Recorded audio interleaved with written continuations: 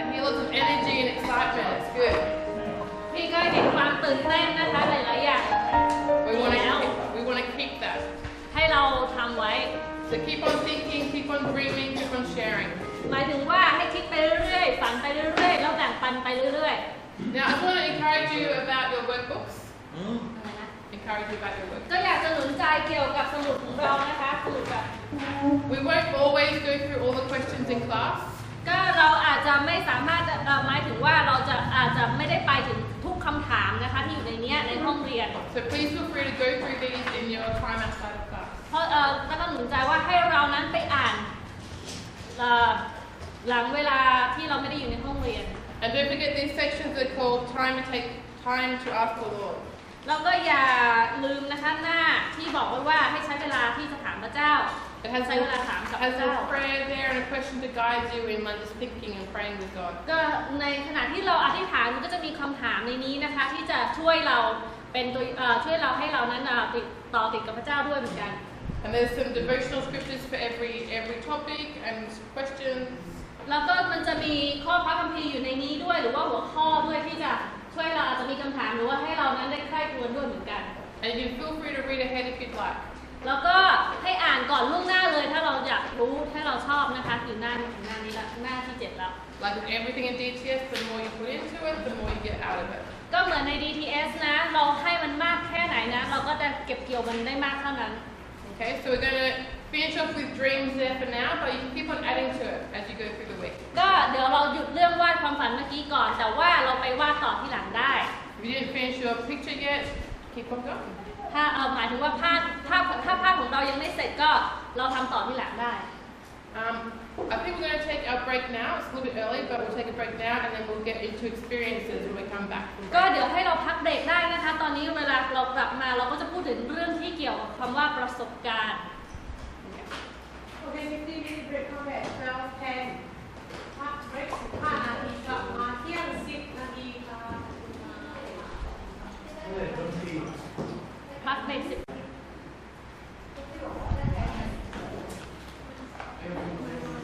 Okay, we're going to talk about experience.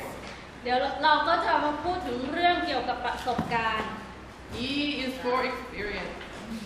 นี้นะคะประสบการณ์ We're going to start talking about how God intends to use all of our life experiences for His purposes. เราก็จะพูดถึงว่าพระเจ้าใช้ประสบการณ์ต่างๆในชีวิตของเรานั้น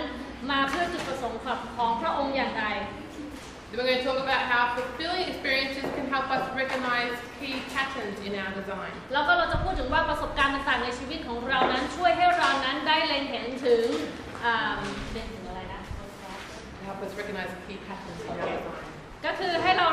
เล็งเห็นถึงกุญแจสำคัญในการที่เราได้ถูกออกแบบมาหรือถูกสร้างมา And then we'll talk about how God wants us to learn from our experiences. แล้วก็จะพูดถึงว่าพระเจ้าอยากให้เรานั้นได้เรียนรู้จากประสบการณ์ต่างๆของเราอย่างไร So yesterday we talked about those little seeds that we had. เมื่อวานนี้เราพูดถึงเรื่องเมล็ดเล็กๆที่เรามีใช่ไหม Talked about how our dreams are like that little seed. แล้วก็พูดถึงว่าความฝันของเรานั้นมันก็ดูเหมือนเมล็ดเล็กๆอันนั้นใช่ไหม And all the potential is there for that seed to become what God dreamed it would be. แล้วก็ศักยภาพต่างๆทั้งหมดนั้นน่ะมันก็อยู่ในเมล็ดนั้นน่ะแล้วก็ว่าพระเจ้านั้นจะทำให้มันเติบโตขึ้นแล้วก็สร้างแล้วก็โตขึ้นมาได้อย่างไร Now our experiences, both the good and the bad ones, ก็ประสบการณ์ต่างๆของเราทั้งดีและไม่ดี is a process that our seed will go through for that dream to be realized in our มัน lives. เป็นขบวนการที่จะช่วยให้เราได้เห็นว่าความฝันของเราในชีวิตของเรานั้นเป็นอะไร But the enemy is out there to stop that from happening. แต่ว่าเราก็มีศัตรูด้วยเหมือนกันที่จะทำให้เราหยุดเรานั้นที่จะก้าวไปสู่ความฝันของเรา He doesn't want our calling, our dreams to be fulfilled. เพราะว่ามันไม่อยากให้การทรงเรียกของเราหรือว่าความฝันของเรานั้นเป็นที่เติมเต็มหรือว่าสมบูรณ์ And one of the ways that Satan works แล้วก็หนึ่งในทางหนึ่งที่ซาตานนั้นทำงาน is to tell us that our experience is more powerful than the call of God in our lives. มันจะบอกกับเราว่าประสบการณ์ของเรานั้นมีอำนาจมากกว่าหรือพลังมากกว่าการทรงเรียกของพระเจ้าที่มีให้กับเรา But we need to know that God is bigger than our experience. แต่เราควรที่จะรู้ว่าพระเจ้านั้นใหญ่กว่าประสบการณ์ของเรา So first thing for us to recognize is that, Could you repeat that again? Our experiences. God is bigger than our experience. พระเจ้า Just one. พระเจ้ายิ่งใหญ่กว่าประสบการณ์ต่างๆของเรา Okay. One of the ways that Satan works ก็เป็นหนึ่งในทางที่ซาตานทำงาน is to tell us that our experiences in life ก็คือที่จะบอกกับเราว่าประสบการณ์ในชีวิตของเราต่างๆนั้น are more powerful than God's call on our lives. มีอำนาจหรือพลังมากกว่าการทรงเรียกของพระเจ้าที่มีให้กับชีวิตของเรา But the opposite is true. แต่ในความเป็นจริงแล้วตรงกันข้ามกันต่างหาก God is bigger and more powerful than our experiences. พระเจ้านั้นใหญ่กว่าและมีอำนาจมากกว่าประสบการณ์ของเรา So first thing we need to recognize สิ่งแรกที่เราควรที่จะรู้ is that God intends to use all of our life experiences for His purposes. ก็คือพระเจ้ามีเจตนาที่จะใช้ประสบการณ์ต่างๆในชีวิตของเรานั้นเพื่ออะไรนะ What's the last sentence? He wants to use all of our life experiences for His โอเค purposes. พระเจ้าอยากที่จะใช้ประสบการณ์ต่างๆในชีวิตของเราเพื่อจุดประสงค์ของพระองค์ Now in your books you have the scripture from Romans 8:28. ในหนังสือเล่มนี้นะคะมันจะมีข้อของโรมบทที่ 8:28 It says, and we know that in all things God works for the good of those who love Him, who have been called according to His purpose. ก็คือเรารู้ว่าพระเจ้าทรงช่วยคนที่รักพระองค์ให้เกิดผลอันดีในทุกสิ่งคือคนทั้งปวงที่พระองค์ได้ทรงเรียกตามพระประสงค์ของพระองค์ Okay? And this passage, the word good, ก็ในข้อนี้นะคะคำว่าดี means that which conforms us or makes us into the likeness of His Son. หมายถึงว่าพระองค์สามารถสร้างหรือแบบเราให้เป็นให้ดูเหมือนพระองค์ So in all things, God wants to use them to make us more like Jesus. หมายถึงว่าทุกสิ่งทุกอย่างให้พระเจ้าอยากที่จะใช้สิ่งเหล่านั้นทุกอย่างเลยที่จะช่วยเรานั้นได้ดูเหมือนพระบุตรของพระองค์มากขึ้น Can you explain the word good one more time? Mhm. So good in this passage คำว่าดีนะคะหรือว่าอันดีในข้อนี้ means that which conforms us or makes us หมายถึงว่าสร้างหรือว่าทำเราสร้างเรา into the likeness of His Son. เข้ามามีความเหมือนในพระบุตรของพระองค์ So if we keep moving forward in our lives in relationship with God, เมื่อเวลาที่เรานั้นเดินไปข้างหน้าตามพระเจ้าไป walking out His calling on our life, หรือว่าเดินอยู่ในทางการทรงเรียกของพระองค์ที่มีให้กับชีวิตของเรา then no matter what experiences we've gone through, มันหมายถึงว่าไม่ว่าเราจะเป็นประสบการณ์อะไรก็แล้วแต่ที่เราเผชิญมา God will use it for good, พระเจ้าจะใช้สิ่งเหล่านั้นเพื่อผลอันดี make us more like Jesus. เพื่อที่จะให้เรานั้นเป็นเหมือนพระเยซูมากขึ้น For example, in the Bible, you see the story of Joseph, ก็ตัวอย่างเช่นในพระคัมภีร์พูดถึงเรื่องของโยเซฟ and he's from Genesis 37 until 50. You read about Joseph, ก็ในปฐมกาลบทที่37 37 until 50. ก็คือบทปฐมกาลบทที่37ถึง50 And we know about him that he had dreams from God when he was a young boy. แล้วก็สิ่งที่เรารู้เกี่ยวกับผู้ชายคนนี้ก็คือเขามีความฝันตั้งแต่เขายังเป็นเด็กเล็กๆความฝันที่มาจากพระเจ้า His life to get there was not an easy one. แต่ว่าชีวิตของเขานั้นจากจุดนั้นไปถึงจุดสุดท้ายแล้วมันก็ไม่ง่ายเลย His brothers threw him into a pit. พี่ชายของเขาโยนเขาลงไปในหลุม They sold him as a slave to the Egyptians. ขายให้เป็นทาสกับคนอียิปต์ And after going to be a slave, he was then thrown into prison. แล้วก็จากเป็นทาสแล้วก็ถูกจับไปอยู่ในคุก There's some bad experiences. แล้วก็สิ่งเหล่านั้นก็เป็นประสบการณ์ที่ไม่ดี My family betrayed me. ครอบครัวของเขาก็ทรยศ I'm a slave. เขาก็เป็นทาส I'm locked up in a prison cell. แล้วก็ถูกจับอยู่ในคุก But we see how God used these experiences in his life. แต่เราก็จะเห็นได้ว่าพระเจ้าใช้ประสบการณ์เหล่านี้ในชีวิตของเขาอย่างไร He used them to develop his character, พระเจ้าใช้สิ่งเหล่านั้นน่ะที่จะสร้างบุคลิกของคนคนนี้ and to position him for his calling. ที่จะวางเขาไปในจุดที่ในการทรงเรียกของพระองค์ที่มีให้กับเขา And we see Joseph going from the pit to the palace. เราก็จะเห็นใช่ไหมเห็นโจเซฟตั้งแต่อยู่ในหลุมจนกระทั่งถึงอยู่ในวัง And in Genesis 50 verse 20, ก็อยู่ในปฐมกาลบทที่50ข้อที่20 Joseph says, "You intended to harm me, but God intended it for good, to accomplish what is now being done, the saving of many lives." ในภาษาไทยมีใครเปิดถึงแล้วไหมคะบทที่50ข้อที่20 50 verse 20บทที่50ข้อที่20อะค่ะตอนนี้พี่ไม่มี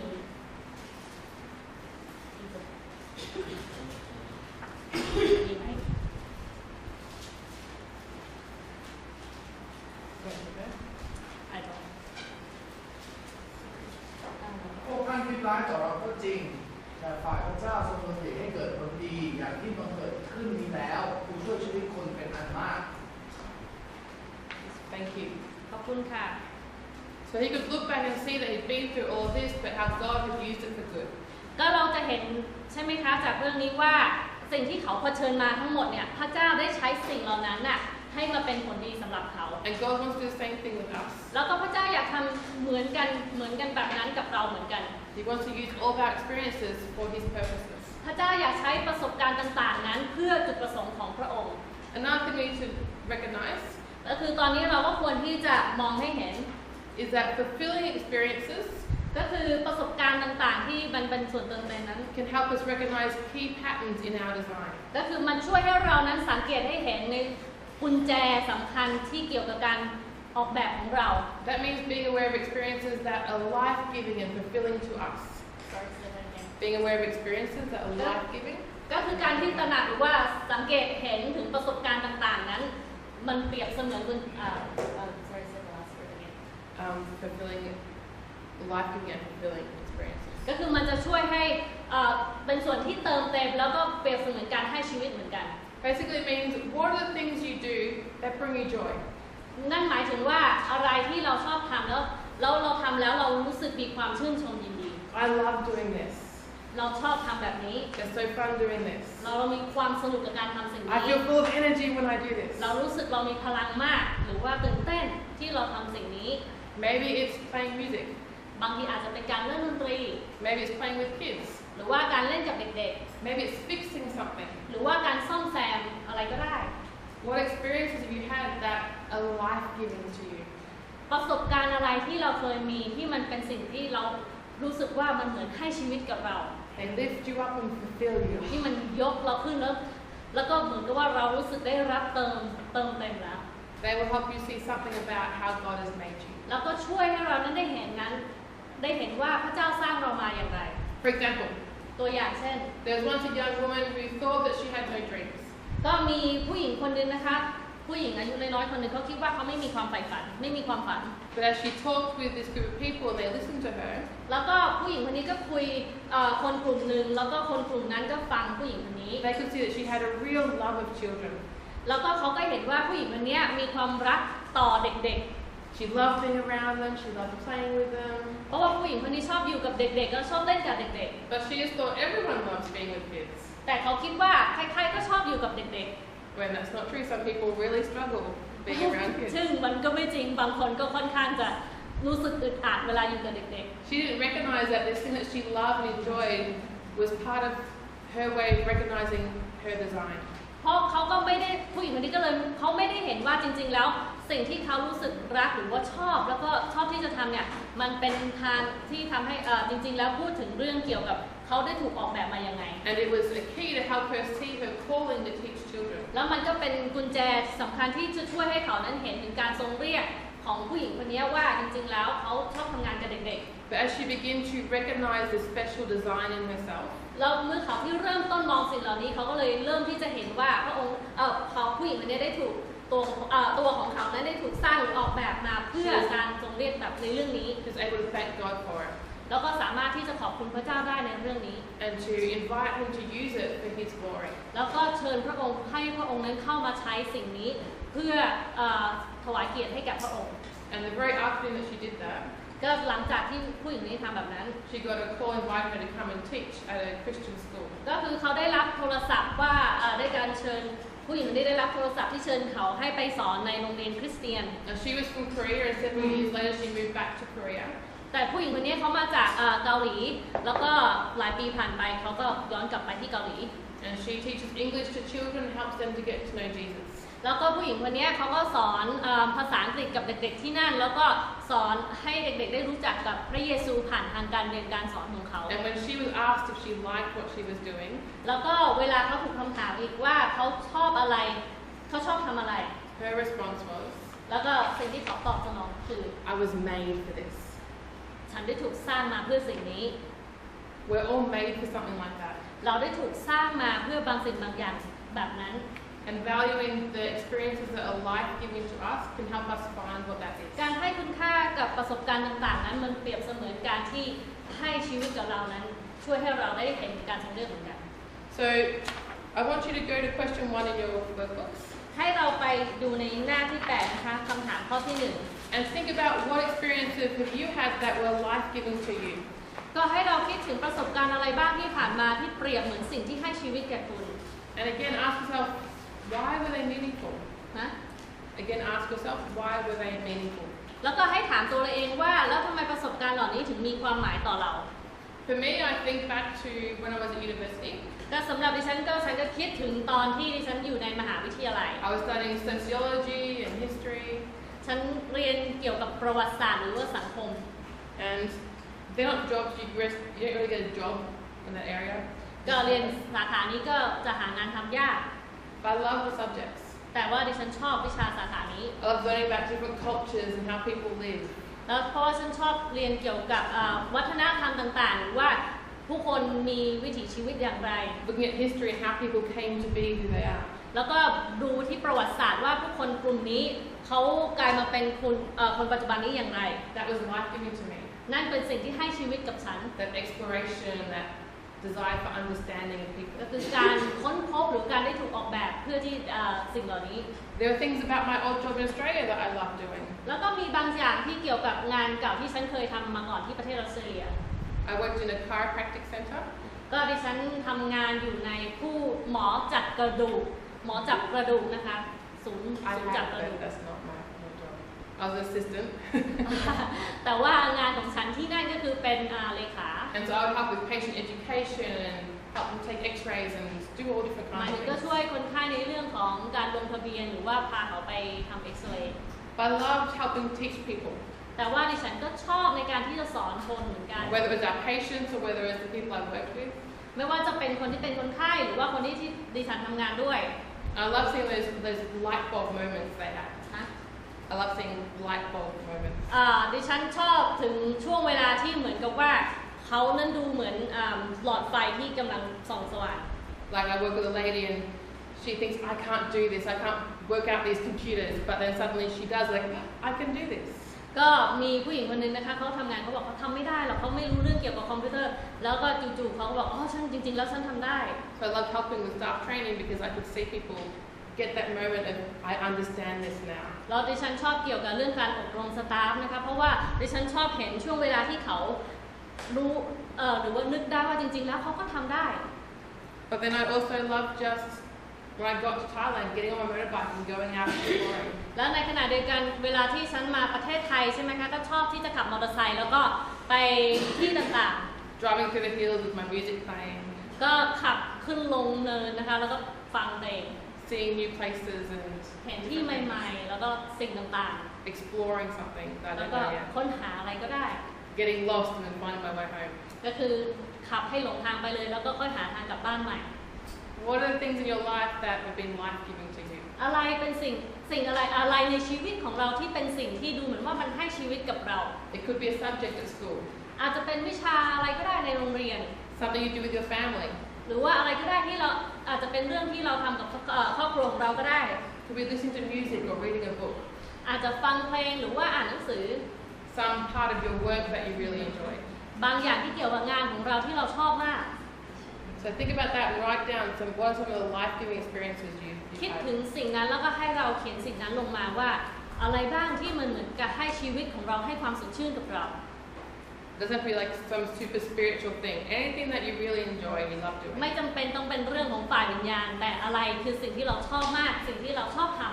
Okay, so jot down a few ideas there. ำก็ให้เราเขียนสิ่งเหล่านั้นลงไป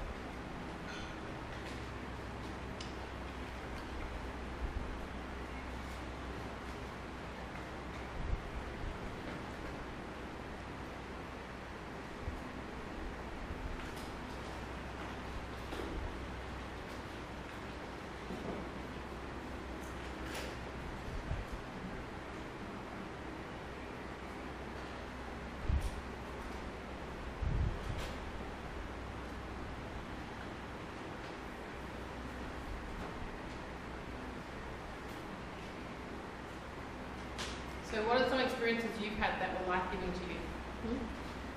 What are some experiences you've had that were life-giving to ก็ you? ลองบอกมาว่าประสบการณ์เหล่านั้นหรือว่าอะไรเอาก็ต้องแบบไม่ใช่มี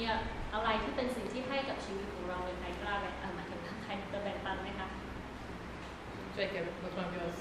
แบ่งปันสิ่งที่เราให้เขียนนะคะมีใครจะแบ่งปันไหม Going out to Maiden World swimming hole with the boys. ฮะ Say again. Going out to the swimming hole with the boys and just doing stupid stuff. Going out to the swimming hole with his friends and just being stupid, having fun. Yeah. Swimming hole. Like a natural swimming pool out in the bush. Yeah, and there's โอเค like big cliffs เขา to ชอบ jump หมาย off. ถึงว่าไปกับเพื่อน แล้วก็ไปว่ายน้ำไอ้ที่ว่ามันเป็นเหมือนบ่อน้ำอะไรเงี้ยที่เขาจะเข้าไปว่ายน้ำกับเพื่อนแล้วก็ทำเรื่องซนๆแนวๆนั้น How about non-doing? สำหรับหนูแล้วก็หนูชอบสอนร้องเพลงกับเด็ก teach and sing with children มันมีความสุขทุกครั้งที่เด็กๆมาอยู่ร่วมกันแล้วก็เขาต้องร้อง I always have a joy when I see all the kids get together and sing together. Good. But you long? ผมก็มีการได้ขี่รถไปที่สูงภูเขาหรือต่างจังหวัดอะไรอย่างเงี้ยครับ I like to drive up to the mountains or another province. ก็ให้เจอสิ่งใหม่ๆสิ่งสวยงามสิ่งที่เราเห็นด้วยตากับด้วยใจของเรา I like to explore new things and see many things and things are beautiful that I can see from my eyes and I can feel that it's touched my heart too. Okay, go for it, boy. Boy. การความรักของพ่อ อะไรนะ ประสบการณ์ความรักของพ่อ ประสบการณ์ความรักของพ่อ แม้แบบผมไปมีเรื่องราวอะไรมาสุดท้ายก็เห็นหน้าพ่อที่จะมาช่วยตลอดเวลาเหมือนผมเข้ารถขึ้นไปในรถตำรวจแล้วเพื่อนไม่มีสักคนเลย มีแต่พ่อ ในเวลานั้นแบบ ค่ะ มันมืดหมดเลยครับในรถนั้นในรถตำรวจผมอยู่รถตำรวจคือทะเลาะวิวาทกันแล้วทีนี้สุดท้ายเปิดประตูมาเห็นหน้าพ่อรู้สึกว่าถึงแม้เราจะทำผิดหรือว่าอะไรก็ช่างแต่ว่าพ่อก็ยังรักเรา So I like the experience with my dad from his love. No matter how I did wrong or no matter whatever that went wrong, and even a time that I got arrested in a police car, but nobody else, all my friends were left. But the only person, the first face that I always see is my dad. หน้าผมมีเพื่อนคนอะไรหมดเลยพ่อก็ล้างให้หมดไม่มีเพื่อนคนไหนที่จะมาเช็ดล้างให้ผม And even all the dirt on my face and everything, my dad will always be the only one who clean my face, but none of my friends would be there for me. Only my พ่อ dad. คนเดียวที่เช็ดล้างทุกอย่างถึงแม้ผมจะผิดบาปมาแต่พ่อก็ยังให้ความรักด้วยความจริงใจ No matter how I did wrong or even it was a sin, but my dad still always loved me truly, and he's always clean up for me, clean me up. นี่เป็นประสบการณ์ที่ให้ชีวิตผม And this is the experience that gave me life. Nice. One thing I always love is the end of DTS.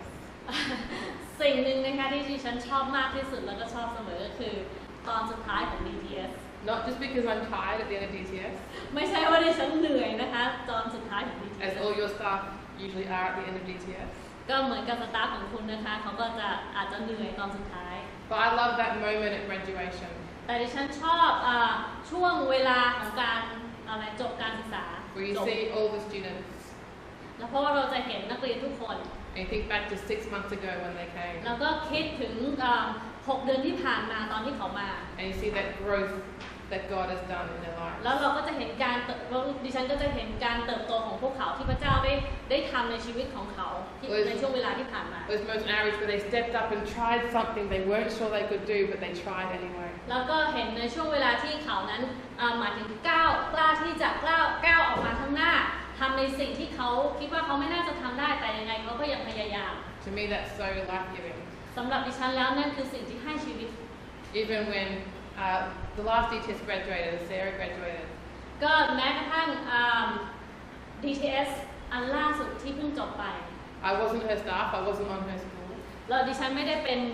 สตาฟของเขาแล้วก็ไม่ได้อยู่ในโรงเรียนของเขา But to hear those testimonies of how God had worked in her life and grown her and built up her confidence, that is so life-giving to me. แต่ว่าการที่จะได้ยินประสบการณ์ว่าพระเจ้าช่วยให้เขาโตอย่างไรแล้วก็เขามีประสบการณ์กับพระเจ้าอย่างไรเขาได้เรียนรู้อย่างไรการเปลี่ยนแปลงของเขาเป็นอย่างไรนั้นนั่นคือเหมือนได้ยินแล้วเป็นสิ่งที่ให้ชีวิตกับฉัน I encourage you, keep thinking back to those experiences you've had in your life. ก็คือให้เรานั้นคิดย้อนหลังกลับไปถึงเกี่ยวกับประสบการณ์เหล่านั้นในชีวิตของเรา What was life-giving and why was it meaningful? อะไรที่เหมือนเป็นสิ่งที่ให้ชีวิตของเราชีวิตกับเราแล้วก็ประสบการณ์เหล่านั้นน่ะมีความหมายอย่างไรต่อเรา Even a bad experience like getting in trouble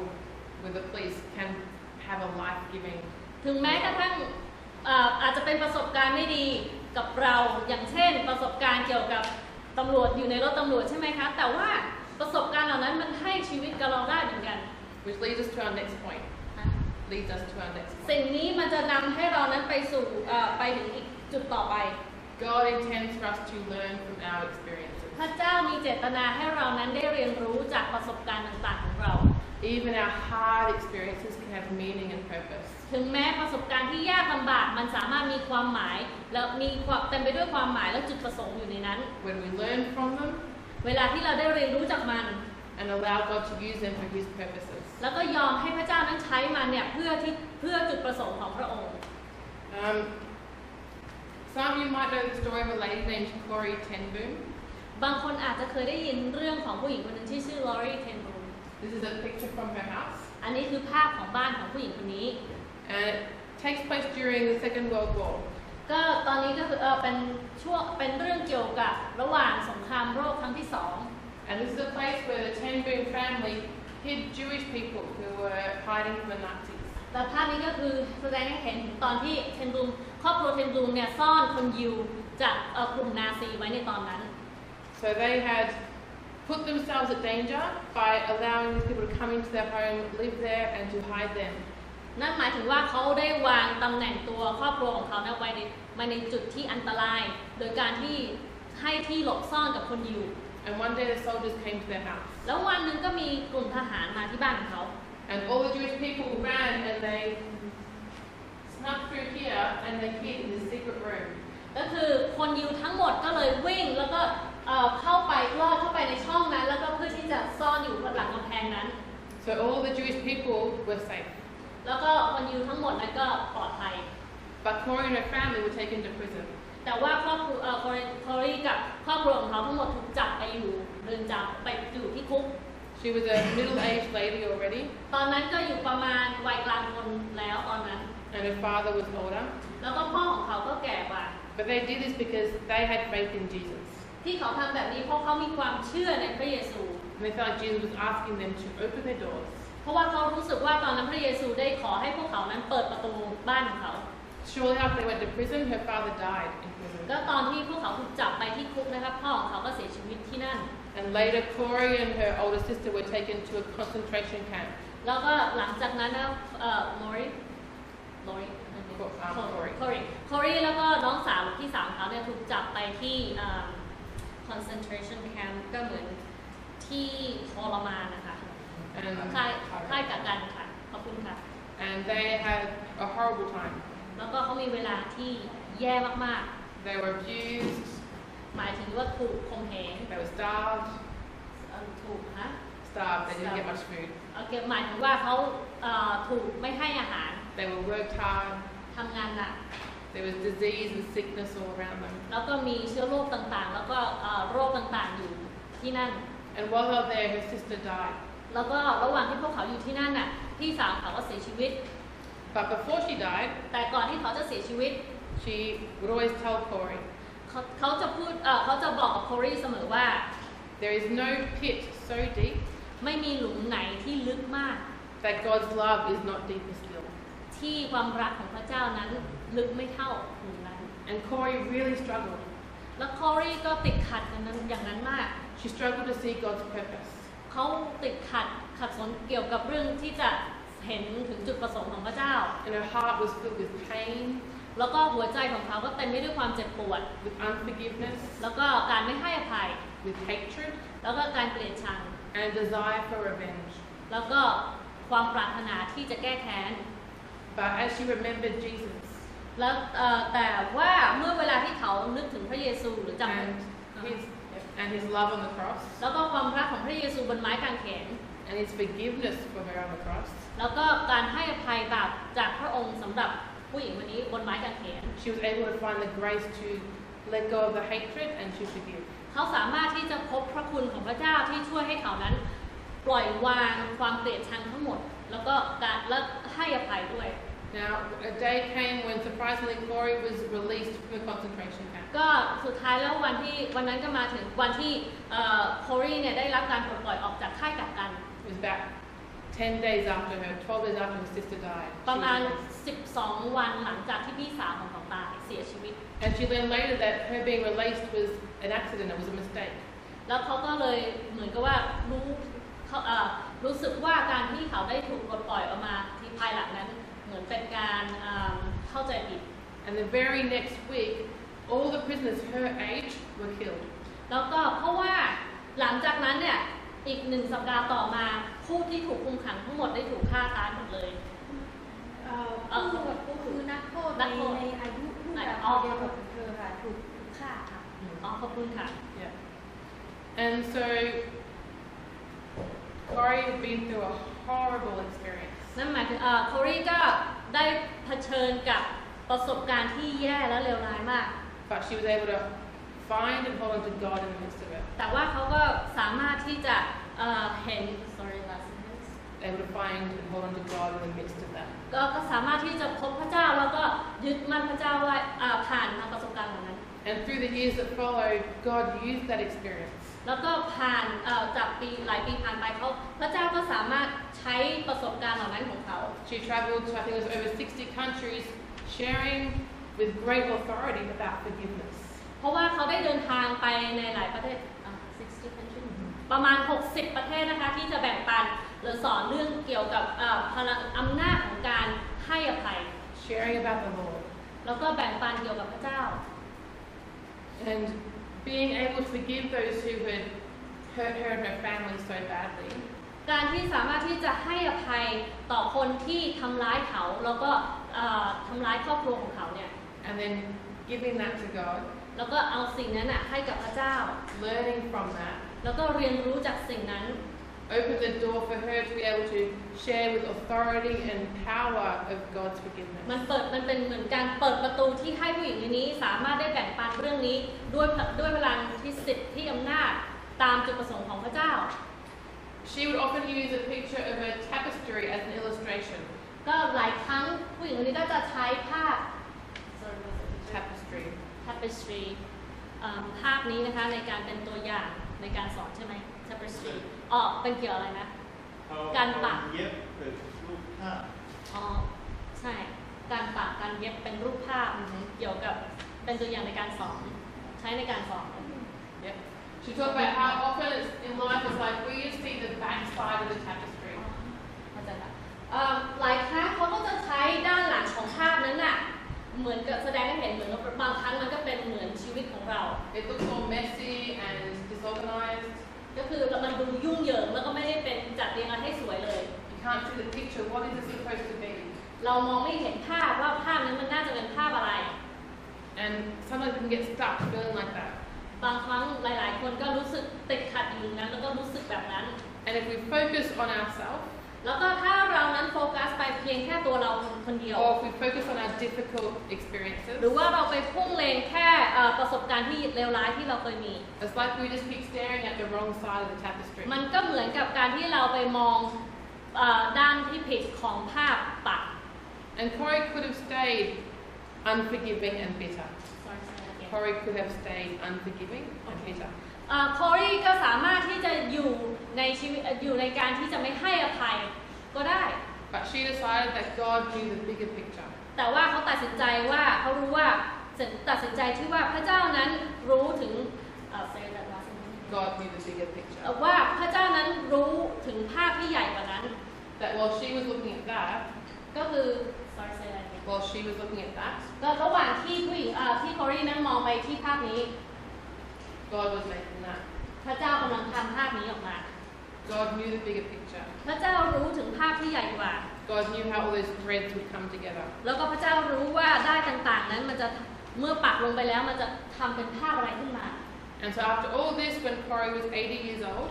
ก็ผ่านทั้งหมดไปนั้นตอนที่คอรีอายุประมาณ 80 ปี she felt like God still had more for her to do. แล้วเขาก็รู้สึกว่าพระเจ้ายังมีอะไรอีกมากมายที่อยากให้เขาทำ So she wrote a book called The Hiding Place. แล้วเขาก็เลยเขียนหนังสือเรียกว่า Hiding Place คือที่หลบซ่อน And a few years later, it was made into a movie. แล้วก็หลังจากนั้นก็มีคนได้เอาหนังสือเล่มเนี้ยมาทำเป็นหนัง Just another example of how our calling doesn't end when we get old. ก็ให้จำไว้ว่าการทรงเรียกของเรานั้นมันไม่ได้หยุดเมื่อเวลาเราแก่ลง And so we need to let God into our experience. เพราะฉะนั้นเราควรที่จะยอมให้พระเจ้านั้นเข้ามาในประสบการณ์ต่างๆของเรา If we don't, we can get detoured.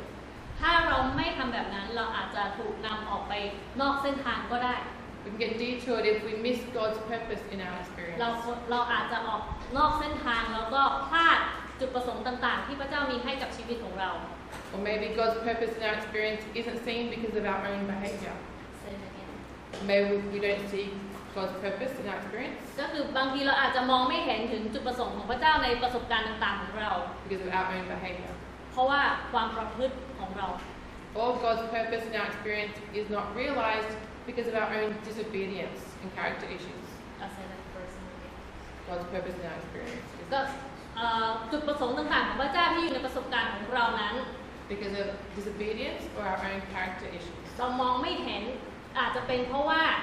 เป็นมาจากปัญหาของเราเองการไม่เชื่อฟังของเราเอง So God's purpose in our experience can be missed. ก็คือจุดประสงค์ของพระเจ้า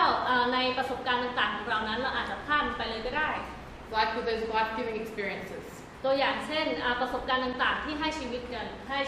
We can really enjoy these experiences. เราสามารถที่จะมีความชื่นชมยินดีไปกับประสบการณ์เหล่านั้น But sometimes we don't recognize them as part of God's purposes for us. แต่บางครั้งเราอาจจะมองไม่เห็นว่าจริงๆแล้วมันก็เป็นส่วนหนึ่งของจุดประสงค์ของพระเจ้าที่มีให้กับเรา Like that girl who loved being with children but didn't realize that was part of her calling. เหมือนกับผู้หญิงที่เขาชอบที่ใช้เวลากับเด็กๆเขาไม่สามารถมองเห็นว่านั่นคือส่วนหนึ่งที่เป็นที่มาจากจุดประสงค์ของพระเจ้าในการทรงเรียกของพระองค์ให้กับเขา Or we might miss God's purposes in our painful experiences. หรือว่าเราอาจจะพลาดถึงจุดประสงค์ต่างๆที่พระเจ้ามีในประสบการณ์ที่แย่หรือว่าของเรานั้น Things can happen in our life that leave us feeling wounded and violated. อะไรก็แล้วแต่ที่เคยเกิดขึ้นในชีวิตของเราที่สร้างบาดแผลในชีวิตของเราเนี่ย So to protect ourselves, ที่จะเราก็จะปกป้องตัวเรา we repeat these patterns of response that keep us bound in what we feel like is this safety zone. เราก็ยังทำพฤติกรรมเดิมๆไปเรื่อยๆเพื่อที่bound in a safety zone.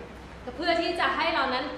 วางตัวเรานั้นเก็บไว้ในที่เราคิดว่ามันปลอดภัย That's a false comfort because it leaves us stuck in this one อันนั้น place. เป็นการ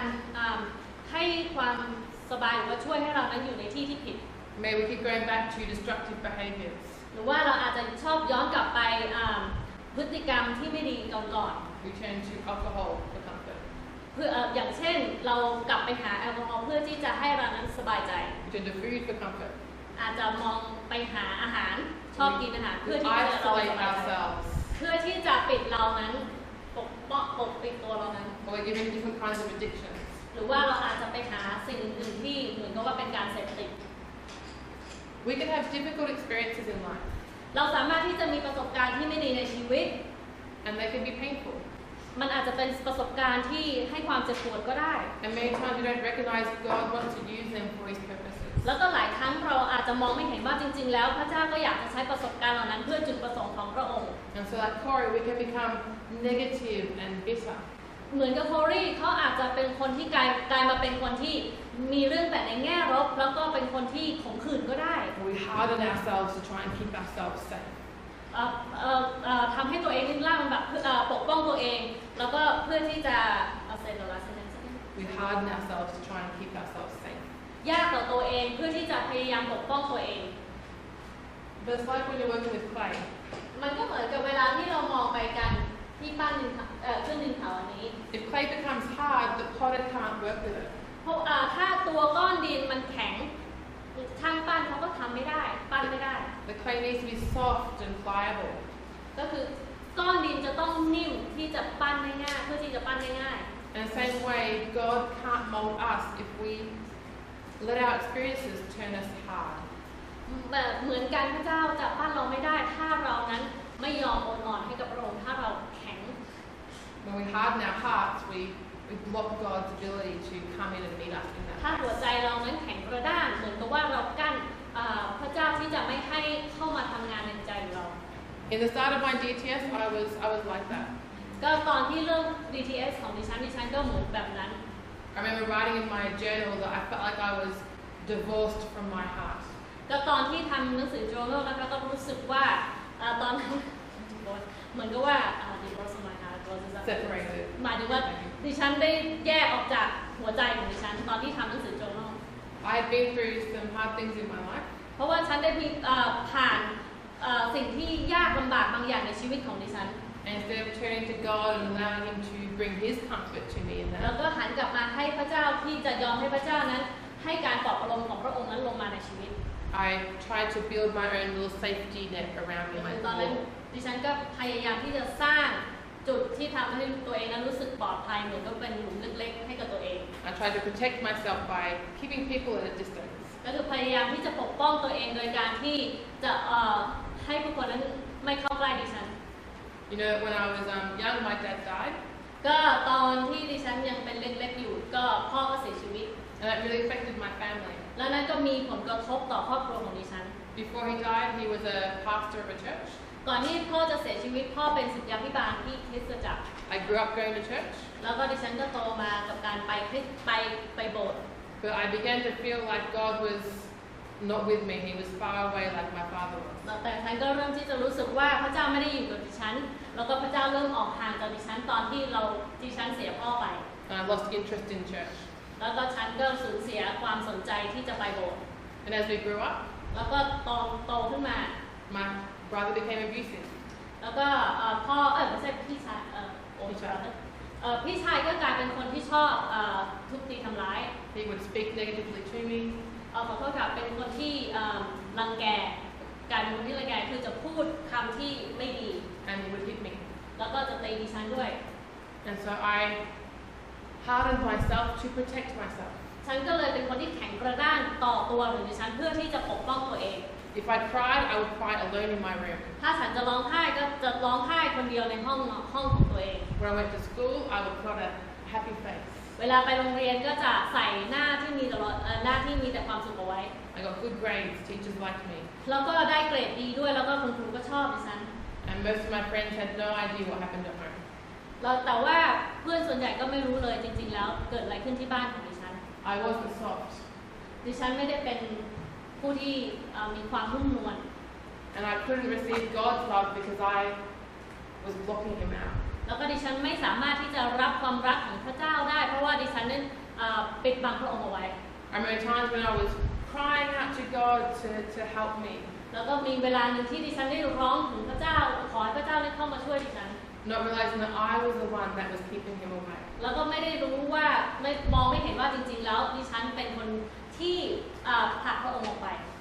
And that's what Satan tries to do. และนั่นก็คือสิ่งที่ซาตานพยายามจะทำ He tries to take us down a path that will take us further away from God. มันพยายามที่จะพาเราไปในเส้นทางที่นำเรานั้นออกจากห่างจากพระเจ้า He wants us to be hard. มันอยากให้เรานั้นเป็นผู้ที่แข็งกระด้าง He wants us to be angry. มันอยากให้เราต้องการให้เราเป็นผู้ที่มีความโกรธ He doesn't want us to know God's presence in the midst of our hard times. มันไม่อยากให้เราได้รู้ถึงว่าจริงๆรู้ถึงพระสิริของพระเจ้าในช่วงเวลาที่เรามีความยากลำบาก And so there are many ways that we can miss God's purpose because of our own behavior. มันก็หลายทางที่ทำให้เรานั้นพลาดต่อจุดประสงค์ต่างๆของพระเจ้าเพียงเพราะพฤติกรรมของเรานั่นเอง If we become self-focused. มันอาจสามารถกลายมาเป็นการโฟกัสไปแค่ตัวเองให้เป็นแค่ตัวเอง When we're not kingdom-focused but self-focused. when we're not kingdom focused but self เว focused. ลาที่เราไม่ได้โฟกัสไปที่อาณาจักรของพระเจ้าแต่มาโฟกัสที่ตัวเอง We lose our perspective เราจะสูญเสียมุมมองของเรา and we become unaware of God's purposes in our experience. เราก็จะกลายมาเป็นผู้ที่ไม่ได้เล็งเห็นถึงจุดประสงค์ของพระเจ้าในประสบการณ์ของเรา And our experience becomes about our shame and our hurt. แล้วก็ประสบการณ์ของเรามันก็จะกลายมาเป็นเรื่องที่เกี่ยวกับความอับอายของเราหรือความเจ็บปวดของเราอย่างเดียว What those people did to me. ก็คือคนเหล่านั้นทำอะไรกับฉัน And we're stuck in that place. แล้วเราก็ติดอยู่ในที่นั้น And we can become independent. เราก็สามารถที่จะกลายไปเป็นผู้ที่เป็นindependence ก็หมายถึงผู้ที่เป็นมีความเป็นอิสระเป็นโดดเดี่ยว We rely on our own ability and our own reasoning. เราพึ่งพาความสามารถของตัวเอง ability and Reasoning. แล้วก็เหตุผลของตัวเอง I did that for many, many years. ดิฉันทำแบบนี้มาหลายปีมาก Even when I came to DTS, I was very independent. Even when I came to DTS, I was very independent. ถ้าฉันไม่ได้มาในโรงเรียน DTS ฉันค่อนข้างที่จะเป็นคนที่มีอิสระสูง I never asked for help. แล้วก็ไม่เคยขอความช่วยเหลือเลย I take care of it myself. ฉันจะดูแลตัวเอง I do it myself. แล้วก็ทำด้วยตัวเอง I'm independent. ฉันเป็นคนที่มีอิสระสูงมาก If I don't need anyone else, ถ้าฉันไม่ต้องการคนอื่นเลย then they can't hurt me. เพราะฉะนั้นเขาก็เลยจะไม่สามารถที่จะทำให้ฉันนั้นเจ็บปวดได้ That was my thinking. แต่นั่นคือแค่ความคิดของดิฉัน If I don't need them, they can't get to me. They won't see me. หมายถึงว่าถ้าฉันไม่ต้องการพวกเขา เขาก็ไม่สามารถเข้าหาดิฉันได้ พวกเขาก็จะไม่สามารถมองเห็นดิฉันได้ And that cuts us off. และนั่นหมายถึงสิ่งนั้นก็จะตัดเรานั้นออกจากสิ่ง Sometimes our behavior is that we qualify ourselves because of what we have. บางครั้งเซนเนอร์เกน We qualify ourselves because of what we have. เราให้พิสูจน์ตัวเองจากผ่านจากสิ่งที่เรามี I feel like I have the right qualifications to get the job done. หมายถึงว่าอย่างเช่นเรามีการศึกษาที่ตรงไปตามที่ถูกต้องเพื่อที่จะให้การทำงานนี้สำเร็จ So I'll go ahead and do it. มันหมายถึงเราก็จะไปแล้วก็ทำแบบนั้น Not asking God, actually, do I have enough for this? Is this the way you want to do it? จริงๆแล้วก็ควรที่จะถามพระเจ้าว่าเรามีเพียงพอหรือเปล่าเราพอที่จะทำสิ่งนี้หรือเปล่า Or on the other side, we disqualify ourselves because of what we don't have. แล้วก็อีกอันหนึงก็คือเรานั้นไม่ได้ให้ความสมบูรณ์หรือว่าที่สุดตัวเองเพราะว่าเรามองไปในสิ่งที่เราไม่มี We decide, I can't move forward in this เราก็จะตัดสินใจว่าเราจะไม่ก้าวไปข้างหน้าทำสิ่งนี้ because I don't have enough education. เพราะว่าเราไม่มีการศึกษาที่เพียงพอ I'm not the right people group. I have the wrong heritage. เราไม่ใช่กลุ่มคนที่ถูกต้องเราเป็นกลุ่มคนที่มีอีกเชื้อสายหนึ่ง I have this past experience, so I can't do that. เรามีประสบการณ์ในอดีตแบบนี้เพราะฉะนั้นเราไม่สามารถทำเรื่องนี้ในถ้าไปข้างหน้าได้ I failed at all these things. I can't do that. เรามีสิ่งต่างๆเหล่านี้เราทำอย่างนี้ไม่ได้ And even people in the Bible struggled with this. แม้กระทั่งคนในพระคัมภีร์ก็ติดขัดในเรื่องนี้ด้วยเหมือนกัน When Moses was called, he was like, I'm slow of speech. I can't speak well. I can't do that. ตอนที่พระเจ้าเรียกโมเสสก็บอกว่าพวกเขามีปัญหาในเรื่องการพูดของเขาก็จะบอกว่าเขาทำไม่ได้ But God said to him, go. I will help you speak and teach you what to แต่ say. พระเจ้าก็ยังบอกโมเสสบอกให้ไปเดี๋ยวเราจะเป็นคนผู้ที่ช่วยเจ้าให้พูด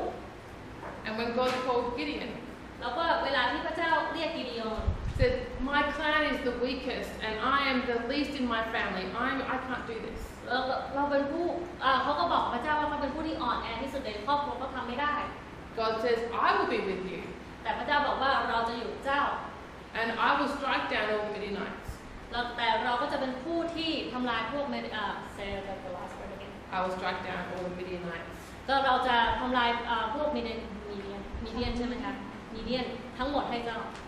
So both of them are saying like, I can't do it. I don't have enough. I can't because. แล้วก็สองคนนี้ก็จะบอกว่า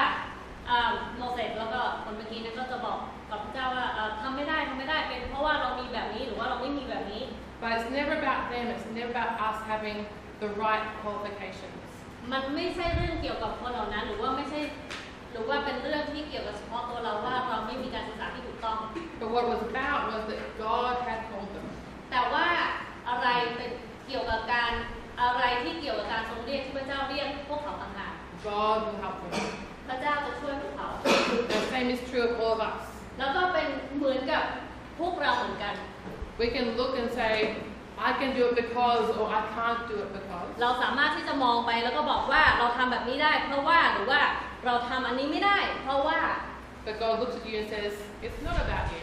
แต่ว่าเวลาพระเจ้ามองเราพระเจ้าก็บอกว่ามันไม่ได้เกี่ยวกับเรา He says, it's about me. พระองค์จะบอกว่านี่เป็นเรื่องเกี่ยวกับพระองค์ If I'm calling you to do something, เราเรียกลูกให้ทำอะไรบางอย่าง then together we can do it. เราก็ด้วยกันแล้วเราสามารถทำได้ We need God. เราต้องการพระเจ้า It's supposed to be that way. แล้วมันควรที่จะเป็นทางนั้น The enemy could give a long list of all the reasons why we can't do something. ศัตรูของเราสามารถให้รายการหรือว่าสิ่งต่างๆ ที่จะบอกเราว่าเราไม่สามารถทำอะไรบางอย่างได้ But none of those things matter. แต่ว่าสิ่งเหล่านั้นมันไม่สำคัญเลย All that matters is God calls, ก็สิ่งที่สำคัญก็คือการทรงเรียกของพระเจ้า God helps. การช่วยเหลือจากพระเจ้า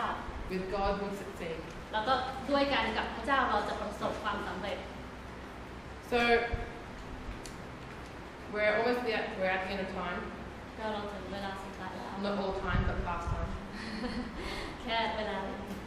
But I want you to think about some of these things in your life this afternoon. ก็ในบ่ายวันนี้ให้เรากลับไปคิดถึงสิ่งต่างๆ ในชีวิตของเรานี้ What are some experiences you've had? ประสบการณ์อะไรที่เรามี What do you feel like has disqualified you or discouraged you from pursuing your dreams? ประสบการณ์อะไรที่ทำให้เรานั้นเหมือนไม่ได้เป็นที่พิสูจน์หรือว่าเป็น disqualified Discouraged. แล้วก็ทำให้เรานั้นท้อ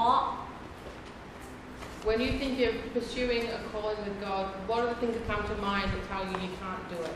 เมื่อเวลาเราคิดถึงการทรงเรียกของพระเจ้าอะไรที่เข้ามาในหัวเราที่บอกแล้วที่บอกกับเราว่าเราทำไม่ได้ Write them down, ให้เขียนมันลงไป acknowledge them, แล้วก็ให้ยอมรับมัน and invite God to come in and show you that He is bigger than that. ให้เชิญพระเจ้าเข้ามาแล้วก็ให้พระองค์นั้นแสดงให้เห็นว่าพระองค์นั้นยิ่งใหญ่กว่าสิ่งนั้น Because He wants us to learn from our experiences. เพราะว่าพระเจ้าอยากให้เรานั้นได้เรียนรู้จากประสบการณ์ต่างๆของเรา He wants us to find Him in the midst of our struggles. พระเจ้าอยากให้เรานั้นได้พบพระองค์ในท่ามกลางความยากลำบากของเรา And He wants us to move forward not based on our own strength, ก็พระเจ้าอยากให้เรานั้นก้าวไปข้างหน้าที่โดยการที่ไม่ได้พึ่งพากำลังของตัวเอ or ง our own qualifications, หรือว่าสิ่งบทพิสูจน์ต่างๆของตัวเราเอง but to move forward based on His calling, แต่ให้ก้าวไปข้างหน้าที่จะขึ้นอยู่กับการทรงเรียกของพระองค์ trusting His strength, ก็คือให้ไว้ใจในกำลังของพระองค์ trusting His presence with us, แล้วก็ให้ไว้ใจต่อพระสิริของพระองค์ว่าอยู่กับเรา and trusting Him to walk with us every step of the way. ให้ไว้ใจพระองค์ว่าพระองค์นั้นเดินไปกับเราทุกๆก้าว And that's where we'll leave it for today. แล้วก็นี่เราจะไว้กันแค่นี้สำหรับวันนี้ However, for homework, could you please do page 12? There's a little, very short questionnaire there. ก็สำหรับการบ้านให้เราทำไปในหน้าที่ Okay, you're going to take a few minutes to do. 12แล้วน่าจะใช้เวลาประมาณ 3-4 นาทีที่จะทำนะ Just คะ go through and pick which one of these is more like. ให้เราเวลาที่เราทำคือให้เลือกตัวเลือกนะคะที่ว่าคิดว่าอันไหนน่าจะเป็นตัวเรามากที่สุด So we're going to do this tomorrow. It'll take 5 minutes to do it, so please do that tonight. มันน่าจะใช้ประมาณเต็มที่ก็5 นาทีนะคะที่จะทำหน้านี้ให้เสร็จ เพราะฉะนั้นก็เริ่มตั้งแต่คืนนี้ทำการบ้าน And we'll continue on tomorrow. แล้วเราก็จะได้เริ่มต่อมาเริ่มกันใหม่เริ่มกันวันพรุ่งนี้เริ่มต่อใหม่ Amen. เสร็จแล้วค่ะ